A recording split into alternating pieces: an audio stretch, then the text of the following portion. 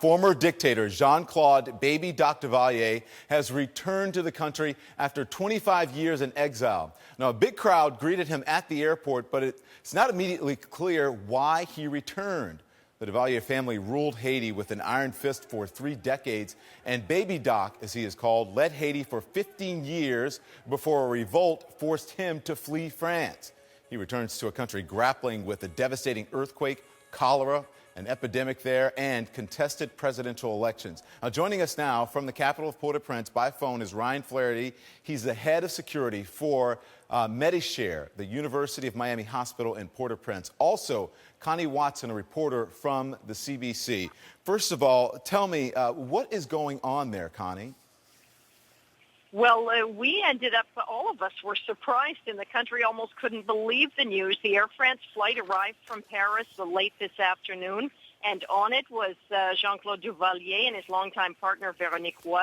And they were caught up in immigration business at the airport for a long time. And in that time, a huge crowd gathered there, a lot of them cheering for him, and just as many saying, okay, if Jean Claude Duvalier can come home, so can Jean-Bertrand Aristide, who's another ex-president in exile at the time. So things are pretty chaotic here. We then followed the convoy into the town of Port-au-Prince, and at the end of the day, they've ended up at a hotel. We expected he'd be making a speech tonight, but his wife came out and said this will happen tomorrow, and reporters were able to ask if he'll be staying, and she said, I don't know. Ryan, where are you, and what are you seeing? We're in the premises of the Crib Hotel. We had been there for when the ex-dictator had come out onto the third-floor balcony, waving to approximately 100 people below, a mixture of supporters, ex-party members who had come to meet him at the hotel, and then, reporters. There was, everyone in the crowd was definitely very excited to see him, and it was just definitely a positive environment surrounding him. But it's been interesting, Ryan, because he is accused and his family of some atrocities there. Why would people actually celebrating the return?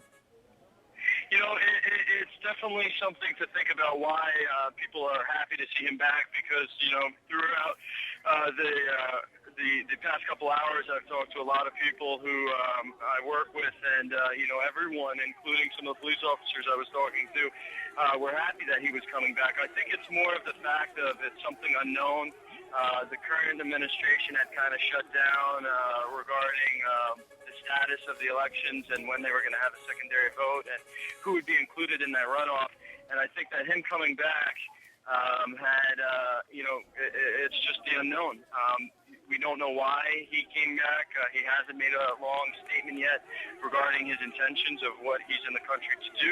And I think that all of that excitement had brought together the positive environment around as far as what I had seen and the people that I have talked to in the past couple hours of his unexpected arrival. So Connie, I'll ask you the same question. I would imagine you have no idea why, but what does this mean now for Haiti? What happens next?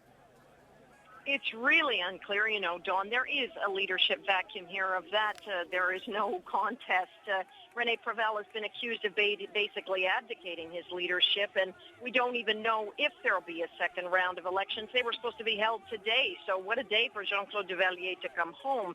And that didn't happen. We don't know if it'll be a second round. We don't know if they'll negotiate something different. We don't even know who's going to be in that second round. So it's chaotic here, and people are saying, we are sick of these tents. The people who were out there waiting to see him say, he was a tough leader, he was strong, we need leadership in this country, we want to get out of these tents. So really, he arrives at the time of a leadership vacuum. What he's here to do exactly is not clear. His wife said, expect to hear more from us tomorrow, and several of his old cabinet ministers met him at the airport. They came to the hotel as well, so there's probably a long night of very interesting conversations going on to figure out exactly what he is doing here, what role he could possibly play.